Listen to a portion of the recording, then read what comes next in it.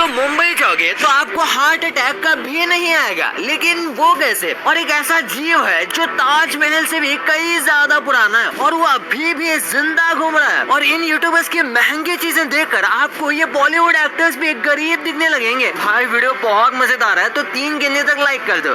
1 2 3। मुझे पता है आपने कर भी दिया, तो स्टार्ट करते हैं। नमस्कार। कैसे अगर आप दिल्ली टू मुंबई जाओगे तो आपको हार्ट अटैक नहीं आएगा।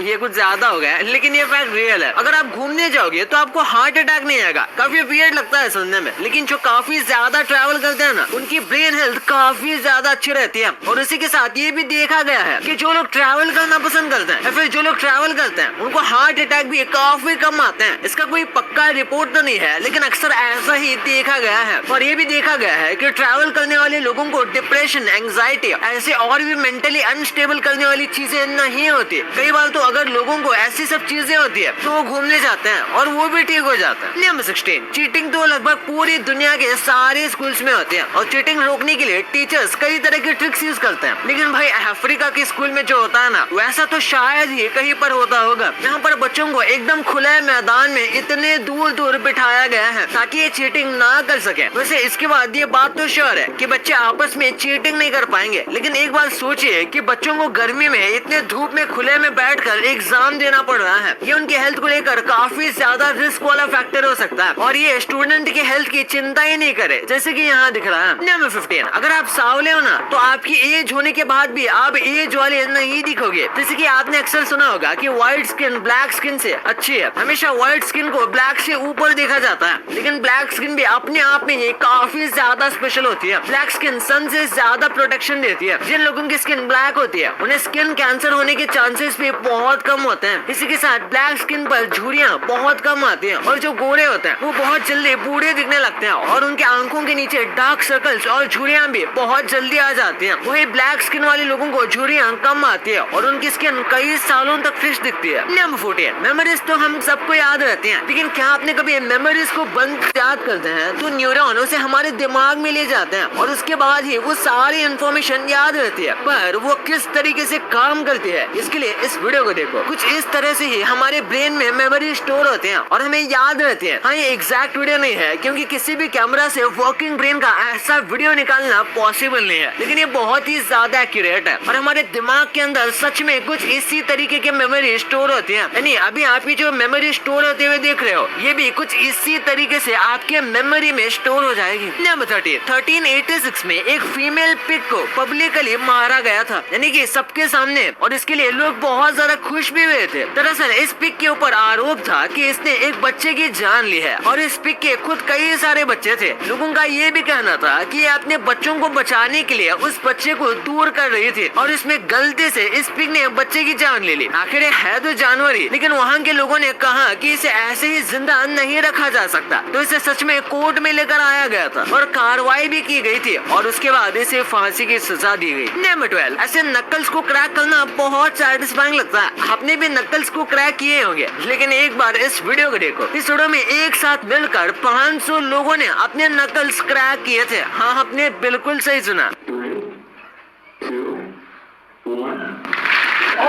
ये ऑडियो मुश्किल से 3-4 सेकंड तक रहा होगा, लेकिन ये बहुत ज्यादा सेटिस्फाइंग था। हमें तो वीडियो में से ही देखकर सेटिस्फैक्शन मिल जाता है। सोचिए जो लोग यहाँ पर प्रेजेंट होंगे उनको कितना ज्यादा मजा आया होगा। ये ऐसी छोटी छोटी चीजें हैं जो कि हमारे ब्रेन को अलग लेवल का सेटिस्फैक्शन देती हैं और कई बार तो ये चीजें आदत बन जाती हैं। नंबर 11। मैकडॉनल्ड्स का खाना कैलोरी से भरा रहता है, लेकिन आप इन कैलोरीज को मैकडॉनल्ड्स के स्टोर में ही बर्न कर सकते हो। एक बार चाइना के इस मैकडॉनल्ड्स को देखो। यहाँ पर आप जितनी कैलोरीज खा रहे हो उतनी कैलोरीज बर्न भी कर सकते हो। दरअसल यहाँ इस मैकडॉनल्ड में लिटरली साइकिल लगी हुई है जिसे आप बैठे हुए चला सकते हो। बिल्कुल जिम में जैसे कैलोरीज बर्न होती है वैसे ही यहाँ पर भी कैलोरीज बर्न होती है। हाँ, जाहिर सी बात है कि आप जितना बर्गर खा रहे हो उतनी कैलोरीज तो आप इन साइकिल को चलाकर कभी बर्न नहीं कर सकते, वो भी वहाँ बैठे हुए। लेकिन ये काफी इंटरेस्टिंग आइडिया है जिससे इस मैकडॉनल्ड की फ्री में मार्केटिंग हो जाती है और कई लोग बस इसको एक्सपीरियंस लेने के लिए यहाँ आते हैं। नंबर 10। पोकेमोन गो के एक पोकेमोन को पकड़ने के लिए लिए पूरा ट्रैफिक ही लग गया था। कुछ साल पहले यानी कि 2016 और 17 के अराउंड पोकेमॉन गो की कितनी ज्यादा क्रेज थी आपको तो ये पता है। लिटरली इंडिया में भी हर कोई इस गेम को खेल रहा था और इसे खेलने के लिए कहां तक लोग जा रहे थे ये भी आपको पता होगा। यहाँ तक कि कई लोगों की लाइफ भी रिस्क में आ गई थी। इंडिया से ज्यादा ये जापान और चाइना जैसे एशियन कंट्रीज में पॉपुलर हुआ था। इसलिए एक बार इस वीडियो को देखो। ये ताइवान का वीडियो है जहाँ पर एक वीडियो पर स्नॉर्लैक्स पोकेमॉन दिखता है और इसे पकड़ने के लिए लिटरली सभी लोगों की भीड़ लग गई थी, वो भी इतनी ज्यादा कि रोड जाम हो गया था। सोचो एक गेम ने रोड जाम कर दिया। नंबर 9 एक ऐसा जीव है जो कि ताजमहल से भी कई ज्यादा पुराना है और वो भी अभी तक जिंदा है। ये जो आप देख रहे हो इसे देखकर आपको लग रहा होगा कि ये कोई नॉर्मल शार्क है, लेकिन ये एक स्पेशल शार्क है। लेकिन उससे भी ज्यादा खास बात ये है कि इस शार्क की उम्र ऑलमोस्ट 400 साल है। हाँ आपने सही सुना। जब रिसर्चर्स ने इसके ऊपर रिसर्च की तो उन्हें भी यकीन नहीं हुआ, लेकिन ये बात बिल्कुल सच है। यानी कि 1627 इतने साल पहले भी ये शार्क जिंदा रही होगी और लगभग यही साल इस शार्क का बर्थ ईयर है। और इसी के हिसाब से देखा जाए तो ये शार्क बस 3 सालों में 400 साल की हो जाएगी, क्योंकि ये अब तक जिंदा है। सोचो इसने कितनी मुश्किलें फेस की होगी। नंबर 8 निंजा हथौड़ी जितना मासूम दिखता है ना उतना ये बिल्कुल नहीं है। एक टाइम था जब जापान में सच में निंजा हुआ करते थे और ये काफी डेंजरस स्पाइस भी हुआ करते थे और इसी वजह से ओल्ड जापान में कई बड़े बड़े जगह पर एंटी निंजा फ्लोर लगाए जाते थे। ये कुछ ऐसे फ्लोर होते थे जो कि बहुत आवाज करते थे, जैसे आप इस वीडियो में देख सकते हो। आप यहाँ एकदम बिना आवाज के भी चलने की कोशिश करोगे और भले ही आप अपने पैर में कितनी भी सॉफ्ट चीजें पहन के चलने की कोशिश करोगे फिर भी यहाँ आवाज आ ही जाएगी, क्योंकि ये फ्लोर कुछ इसी तरह से बनाया गया है जो कि अब टूरिस्ट अट्रैक्शन हो चुका है। नंबर 7 हवाई है तो यूएसए का, लेकिन ये अब जापान शिफ्ट होने वाला है। आप बोलोगे हैं, दरअसल हर साल हवाई 4 इंच जापान की तरफ बढ़ता जा रहा है, क्योंकि हवाई एक आइलैंड देश है जिस वजह से ये मूव ऑन हो रहा है। ये इतने ज्यादा धीरे मूव होता है कि किसी को भी पता भी नहीं चलता, लेकिन कुछ सालों में ये काफी नोटिसेबल हो जाएगा, क्योंकि हर साल 4 इंच बढ़ता जा रहा है। और ऐसे ही अगर बढ़ता रहा तो एक टाइम में ये शायद जापान पहुंच भी जाए, क्योंकि ये इम्पॉसिबल नहीं है। आज जितने भी लैंड फॉर्मेशन है, जितने भी देश हैं, वो सब कुछ इसी तरीके से एक दूसरे के आपस में आए हैं। आपको नहीं पता होगा लेकिन इंडिया भी एक टाइम पर शायद अफ्रीका का हिस्सा था। नंबर 6 ये है लॉन डार्ट्स। इसे भी आपने देखा होगा और आपने इनसे खेला भी होगा, लेकिन कुछ मैग्नेट वाले वर्जन भी आते हैं जिससे बच्चे भी खेल सकते हैं, लेकिन ये कनाडा में पूरी तरीके से बैन है, बिल्कुल किसी इलीगल वेपन की तरह। हाँ आपने सही सुना, आप इसे अपने घर में खेलने के लिए तक भी नहीं रख सकते अंटिल आपके पास स्पेशल लाइसेंस न हो। सुनने में अजीब लगता है, लेकिन कनाडा हमेशा से ही अपने ओवर प्रोटेक्टिव लॉज के लिए जाना चाहता है। उनके हिसाब से ये काफी ज्यादा डेंजरस हो सकता है और इसका जो मैग्नेट वाला वर्जन है वो किसी की भी आंख में लग सकता है। इस तरीके से तो लिटरली नाइफ भी कनाडा को बैन कर देना चाहिए। नंबर 5 कैसे आप पिरामिड ऑफ गीजा को आराम से घर बैठे बैठे मजे में देख सकते हो। हार्वर्ड यूनिवर्सिटी जो है उन्होंने एक 3D VR टूर बनाया है जिसमें आप घर बैठे हुए वर्चुअल रियलिटी के जरिए पिरामिड ऑफ गीजा के एकदम अंदर तक जा सकते हो और ये इतना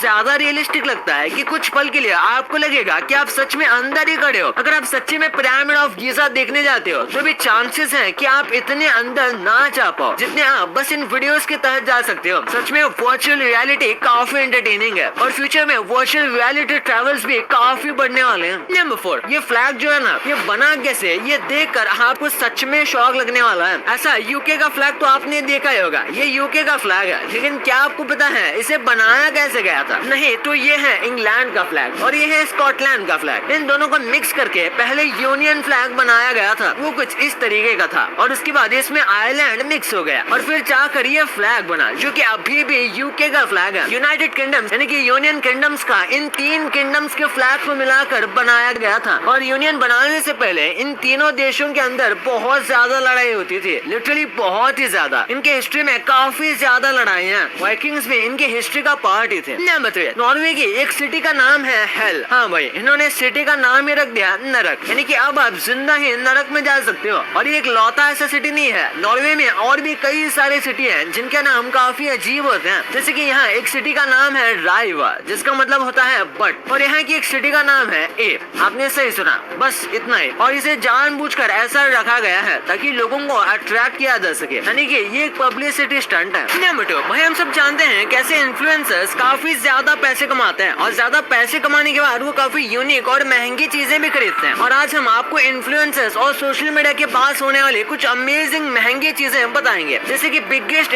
इन्फ्लुएंसर्स में से एक है काइली जेनर। काइली जेनर के पास वॉक इन पर्स क्लोजेट है, यानी ये इतनी बड़ी अलमारी पर्स के लिए। और ये पर्स नॉर्मल नहीं है, इस क्लोजेट के सब पर्स की कीमत मिलाएं तो वो 6.5 करोड़ है। और स्टार्स अपने घर पे तो पैसे खर्च करते हैं, ये तो बात समझ आती है, लेकिन काइली के पास एक डॉग हाउस है जहाँ बस डॉग रहते हैं और इसकी कीमत 40 लाख रुपए और वो लाखों रुपए डॉग्स पर खर्च करते हैं। और कास्ट तो सबको पसंद ही है, बट इंडिया के नसीर खान जो कि एक सोशल मीडिया इन्फ्लुएंसर है, उन्होंने लिटरली इंडिया की सबसे महंगी कार मैक्लारेन खरीदी है। और इनकी कार कलेक्शन तो बहुत ज्यादा बड़ी है। जैसे यहाँ देखो, टोटल इन्होंने कार पे 60 करोड़ रुपए खर्च किए हैं। हाँ, आपने सही सुना। वैसे MC स्टैन के बारे में तो आपको पता ही होगा, इनके पास तो 80,000 से भी ज्यादा के महंगे जूते हैं। लिटरली 6 लाख के ISI के साथ 2-3 करोड़ की महंगे डायमंड चेन्स हैं, 3 से 4 करोड़ की महंगी कार्स हैं। और लिटरली ये जो शर्ट और पैंट्स पहनते हैं उनकी कीमत 4 से 5 लाख से कम नहीं होती है। और ये अपने इस वार्डरोब को काफी अच्छे से फ्लेक्स भी करते हैं। नंबर 1, यार हम दुकान से कई सारी चीजें लेते हैं और हम कई सारी चीजें MRP पर लेते हैं। एक्चुअली MRP से प्रोडक्ट की मेकिंग प्राइस काफी सस्ती होती है, जो कि रीसेलर तक आते आके महंगा हो जाता है। जैसे कि कुरकुरे की बात करें तो इसका छोटा पैकेट करीब 2 रुपए में बन जाता है, पैकेजिंग तक सारा खर्च मिला के। उसके बाद ये हमारे तक आते आते 5 हो जाता है, 3.5 या ऑलमोस्ट 4 में रीसेलर को मिलता है और 5 में हमें बेचते हैं। फिर मैगी की बात करते हैं तो इसकी मेकिंग प्राइस काफी हिडन रखी गई है, लेकिन इसका रीसेलर प्रॉफिट मार्जिन हमें मिल गया है जो कि है 9%, यानी 14 से 15 रुपए में दुकानदार 2 रुपए कमाता है। और इस हिसाब से शायद मैगी का मेकिंग चार्ज पूरा पैकेजिंग तक कुछ 8 से 9 रुपए होगा। और फिर कच्चा मैंगो जैसी 1-2 रुपए की चीजें होती हैं, उसमें ज्यादा प्रॉफिट मार्जिन नहीं होता, barely 30 to 40%, यानी कि 30 पैसे, नॉट इवन 1 रुपए होता है। लेकिन ये मोस्टली बल्क में बिकते हैं, इसलिए फिर भी प्रॉफिट दे देते हैं। लगभग सारी चॉकलेट की कॉस्ट इतनी है। और फिर कुछ नॉर्मली सॉल्टी चिप्स की बात करें तो इसकी मेकिंग कॉस्ट 5.5 पैसे कुछ होगी और वो बिकता है 10 रुपए में। भाई ये तो आपको पता चल गया, पर क्या आप स्कूल के डेंजरस पनिशमेंट्स के बारे में जानते थे? कैसे पैकेट में आने वाली मैगी पिरामिड से भी कई गुना ज्यादा लंबी हो सकती है, और कैसे बस ये जानवर को खाते हुए देखने से आपके एग्जाम का स्ट्रेस गायब हो सकता है। भाई वीडियो गजब का है तो इसे अभी दबाओ। और हाँ, ये वीडियो को लाइक नहीं किया तो इसे लाइक करके चैनल को सब्सक्राइब मार दो यार।